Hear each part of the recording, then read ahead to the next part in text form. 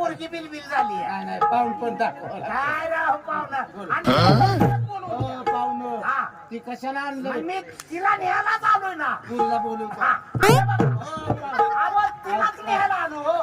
काय आहे तुमच्याजवळ अहो, माझा मी शेतकरी माणूस बर. कुठं मन जात नाही बरं घालव आमच्याकडं तसं ना बा, बोल हा, ना हा. तिला सांगा लवकर बोलो. आणि हे बघा, हो पाहुणं काय झालं काय तुम्ही करताय राव जमा बायकोला बोलवा बोलवतो की तू गप्पच की जरा वेळ नाही राहायला हा. आणि लवकरच बोलवा